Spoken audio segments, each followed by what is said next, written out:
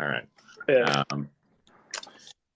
I guess going back to the topic of TradFi, there was like a pretty proven metrics to value things there. So you'd use comps. So you'd index to like EV, EBITDA, PE multiples. You'd use a discounted cash flow analysis. So you sort of value it on the sum of the present value of cash flows. And then you'd also use precedent transactions. So the easiest analog we have here is precedent transactions, right? So where a deal gets priced at. But aside from that, like how do you use similar frameworks? Like if you use comps, what kind of metrics do you usually try to index to? I imagine it's more simpler for like SaaS crypto companies that have crypto end markets, but then more difficult for things like layer ones, which it's unclear what metric people are indexing on. Yeah, I'll start with layer ones and then I'll try and think of a couple other examples. But to your point, like definitely, actually at the highest level, crypto is just it's a sub sector of just like tech software, if you want to think about it that way from like a TradFi VC perspective. And then within crypto, you also have like these sub verticals, and so each sub vertical, um, and L1s, or like base layer infrastructure, that is definitely its own vertical.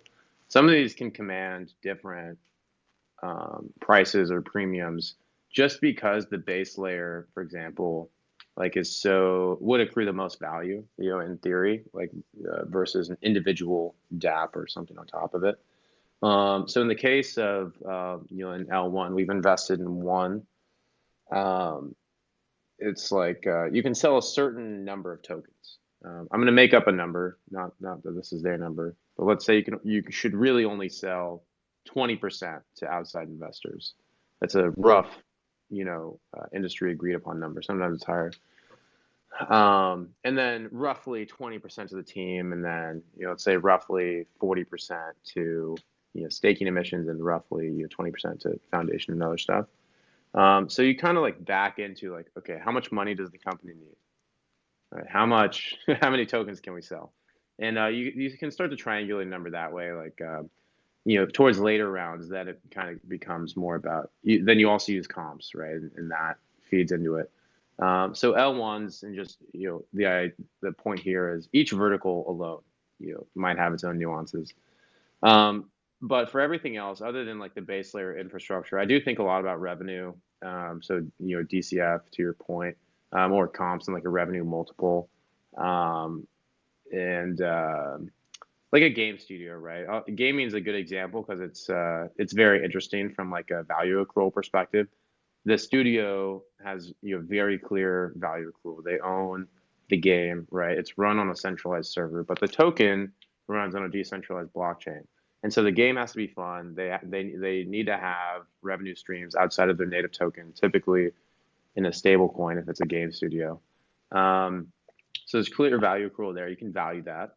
And then their token, what I think is pretty interesting on the gaming side, because most gaming tokens are down only, right? But where I think there's some innovation, and where I see gaming tokens going to not be down only, is adding like more. Uh, I guess you can call it a decentralized component, but mostly I mean like UGC and like UGC markets, and really making user generated content like a part of the game. And if like users are being rewarded based on like how good their content is in the game, like if you create a map in Shrapnel and people will start playing that and love that map, like the creator of that map, like making money. But you add some requirements around like the Shrapnel token to that, and suddenly you've got like material value accrual to a gaming token for the first time. But that does require certain network effects. And then other, like DeFi, for example, revenue, think about revenue. TVL is not like the best, is not a perfect metric on its own. You have to add like footnotes. And yeah, so comps, revenue, and then there are some vertical specific premiums or discounts for sure.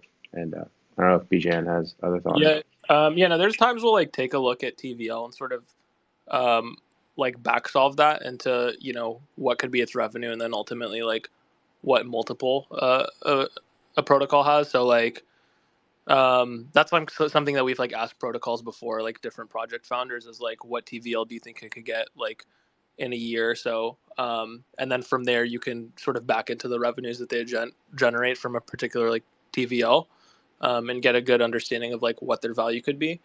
Um, Another thing that I mean, I do this like for Varus and then for my own just like personal investing is all the time I'm just looking at like competitor protocols and like seeing at what they're trading at. So um, I think like the easiest example to like articulate would be there's like a billion perp dexes that are like coming to market or on the market, and we've just seen tons of them. And so like there might be like DYDX, which uses like an order book model, or there might be like GMX, which uses like basically like Oracle based pricing, and then has this like GLP model behind it. Or you might have Gains, which is using like this like a synthetic based model. Like I'll take a look at all of those, and then like look at the architecture of potentially this new like perp dex that's coming into the market. And then I'll like have some like very conservative estimate of like what the value could be just based on all the valuations of those competitors. So that's like how I think about like comps and stuff a lot. True. I guess when you guys think internally too, you like maybe if you're pre-seed, you're focused more on like making sure it's below a certain valuation, and then considering like team, or like yeah. Aside from valuation and numbers, like what other factors will you traditionally index to? Yeah, the team. I mean, obviously, the team is almost everything in venture. I mean, we are coming into a deal. It's sort of a seed extension round, so it's we weren't the first check in. It was incubated by a fund we really like, and it's an example. And we've kind of done this as well.